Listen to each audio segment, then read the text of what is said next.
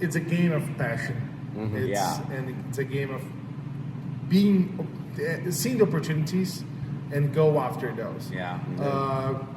The craft beer only owns 12% of the market of beer.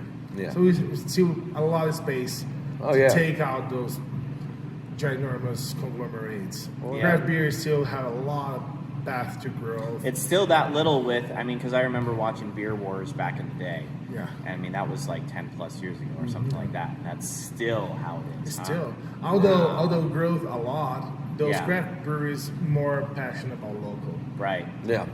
And that takes a part of the market, but continues at the craft. Yeah. The locals won't be restrained to those local breweries, but surrounding areas as well. As we state, we grow together. Yeah. And then taking a piece of market of the Budweiser here, the Miller Coors there, we all grow together, and it's so big market to grow. Right. Oh, yeah. So, I mean, it's a $128 billion market, you know? Oh, yeah. So it's a big market. And it's always going to be there. Yeah, and you have one company out there that basically has about 46% of that market space. Wow. One company, right? Yeah, holy crap. So they used to be 52%. Yeah. So you can see what's happened. So you're starting to see that people are paying attention. I mean, me personally, I have a beer or two a day. That's it. But it's always a craft beer. And that's all we ask. We, as the local brewers, if you're not buying us, at least support another local craft guy. Right? Yep. Don't be going out there buying the macro guys. That are spending billions of dollars a year in advertising, artificially keeping the prices low so that nobody can make any money. Keeping the market down. Go out and support a local brewery. Well, they have the money to advertise rights. Well, you're supporting local jobs. And that's one thing I wish a lot of bars would do more is almost have a rotating. Just so you can try new things. I mean, I'm always one. I have my beers that I stick with because they don't. When I go into a bar, because they don't change in that bar. That I stick Distribution with. hates that. Though. Yeah. That's why it doesn't happen. That's why it doesn't happen. And the big guys own majority distributions. Right, and that's one thing that I was wondering is if they still own the distribution.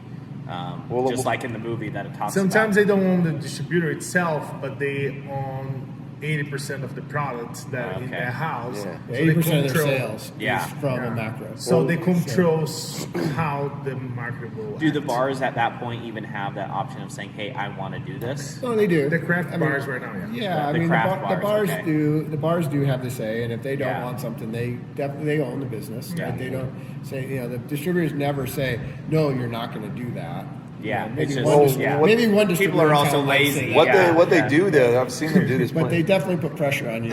Well, a lot of distributors will have something that's coveted. They'll have their just flagship, whatever it is, beer, bottle of liquor, and they'll say, if you want this, then you have to sell this other range of things that we have. Otherwise, we're not going to give this to you.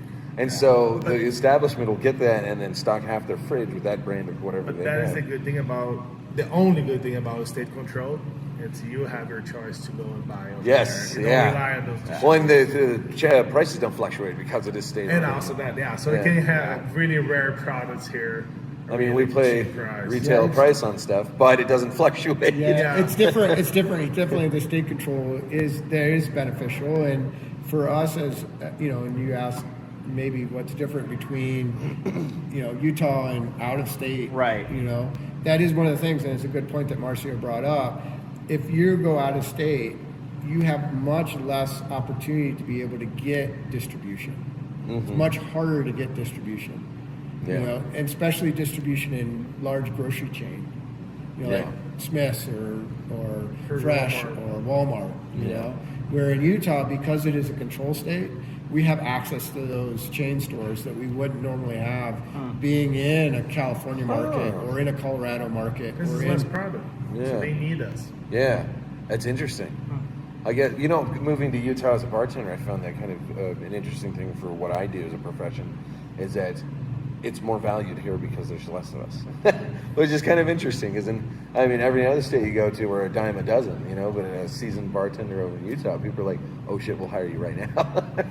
Kind of the same idea, it's just the access to stuff. It's changing, and I see that the state is starting to change over time too. Will they abandon the state control? Probably not. But what they will probably do is go into at some point in the future. This is what I'm projecting. Yeah. That they'll go into some sort of modified state control, something like what Seattle's done, where they get away from owning the liquor system, owning the stores, and owning the employees because it's too expensive. Yeah. And they get more into saying, okay, we're going to fix the price, and here's the price of what you can sell at, and we'll now license the individuals to go out and have liquor stores, in more places that more people can potentially get access, but still restrict it to a certain extent where it's not going to be like a free-for-all. Is it almost like a franchise kind of idea? Yeah, there? exactly. Okay. That's where I kind of see it going, simply because it's just to have that overhead and what they maintain cuts into the margin of what they're making. Right. Yeah. In terms of profit for the general fund. So if they're making $500 million a year in alcohol sales, they still have the operating cost of the building, utilities, employee costs, insurance, all the other stuff that comes with it. They still have to pay all that stuff. Yeah. It's like they may not necessarily pay property tax because they're a state. It's their property. Yeah. But for them to go out and build a new building and build a new structure, it's $1 million+ by the time they buy the land and put the store up. Yeah. So, do they want to continue to do that as the population grows, or pass that cost on to an operator who's going to operate it? The operator makes a little bit of money. The state still takes all their tax out of it. Yeah, they don't. They still can make their 86% markup. Yeah. Now the operator has to figure out how to make their margin in between. They make it someone else's problem. Is what the state does. Yeah. Yeah. And they're doing that already. I mean, you do have some in the rural areas. You do have privatized liquor stores in the rural areas. Oh, really? State-run, yeah. Oh, I didn't know that. Yeah. Then somebody comes in and gets basically a license. They're not a state employee, and it's not a state store. It's a private store that stocks basically the same stuff that's in the liquor system that's been authorized to go in. Okay. I didn't know that. I see that happening more. Yeah.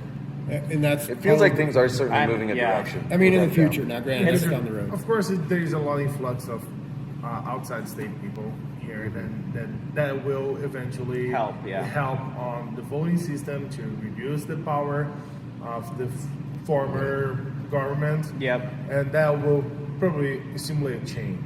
Without a doubt, That's happening in the past 10 years, changed a lot. Well, there's so much growth. The next 10 to 15 years. Yeah. I'm seeing Even lot the of rural areas, it's growing. I mean, there's lots of people moving into the rural areas because high-speed internet's getting into the rural areas. Yep. They don't have to necessarily commute into the office. They can do it all remote.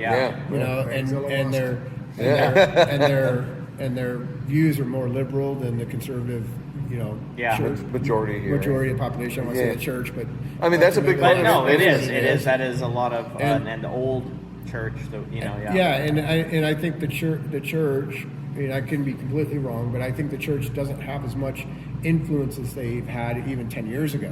I would agree. Without a doubt. Over what happens in terms of legislation, especially with the number of things that in the last 3 to 4 years that's happened with referendums, where it's like people would not, obviously marijuana was a big thing of that, with the medical.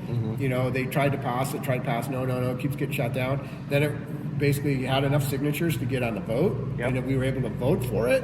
And then you see and then passed. And then it passed. And now the church is now looking at it like, yeah. We need to start changing our views on stuff because the population is much different than what we were used to over the last. Well, and a lot of the views on stuff like that are changing even at a member rate.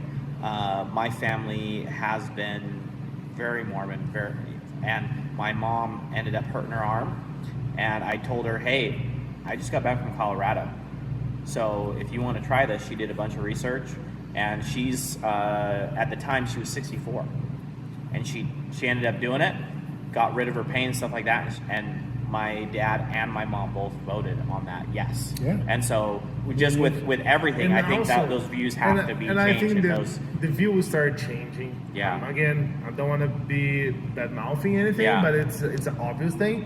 It's Yep. money involved. When you're talking about Oh, yeah. 35% in taxes of a product, that it's the high tax ever and Oh, everything huge. else that It will is generate huge. billions of dollars in revenue a year. Yeah. There's no relation to go. They're only going to ignore that for so long, or pretend to Yeah. ignore it. They're gonna Money yeah. talks. Yeah. Oh, yeah. Money When the medicinal guys, we talked to some of them about doing some events together. Uh-huh. You know, to do educational events about what you're talking about, the Right. same kind of thing. That'd be awesome. and- I'd be there. Yeah, and you know, they're talking about their dispensaries making $100,000 a week in sales as medical. a 35% taxes. Damn. Yeah, and that's just one. Yeah. Just one. And there's like 8 in the state. Now, look, I mean, the money is insane Yeah. when it comes to that, Yeah. right? That And is- eventually, it can't be overlooked. Yeah. And you know, they'll argue that the societal costs outweigh that. Ultimately, at the end of the day, it doesn't. Well, And with the no money, evidence to support the that revenue, claim. you're right. They don't have evidence to support it. If you look at the other states, it's not happening. Yeah. But what the other states are benefiting is from the tax revenue. Oh, huge. You know, and right now what's happened is they put the burden on us, saying the societal costs are, you know, we have to tax you so much because you're causing damage to society. right? Yeah, that's essentially what it is. Yeah, and they're penalizing us for the products that we make. When I guess you could argue, yeah, there is some societal cost from it. How But- big is it? It depends on how you're impacted, I guess. Yeah. Some people would argue that it's impacting me directly, and it's a huge cost. And other people are like, I have no impact from it, and ultimately, I don't see it as a problem. Well, and because not to it's get in moderation. not to get into this debate because we could go hours on this, but the one thing to think about with that whole thing is like, at what point do you put the individual responsible for their own decisions? You know, Yeah. it's like, okay, yes, we the provide a same- thing that can be enjoyed Yeah, responsibly. that's- However, individuals choose to not do so. At what point am I responsible for that? At what point they Yeah. responsible for that? It's a big thing, but what's the difference between a pot and a gun? Yeah. Right? Exactly. At this point, it's you own, you're responsible. You have to have a certain age to be Yeah. carrying Yep, and using, yep. and you're responsible for your acts. Mm-hmm. End of story. And I doubt that someone can kill other people throwing a pot. Yeah. Depends on how big the nug is, you know. I mean, I've Yeah, seen some fat yeah, just ones. drop the whole bale on them. But, well, I really, really appreciate you guys. Yeah, thank for, you so for much for having doing us it. here. I would like to hopefully come back in the future and do this again, see where you guys are at, Yeah, especially sure. once this whole bug virus is gone.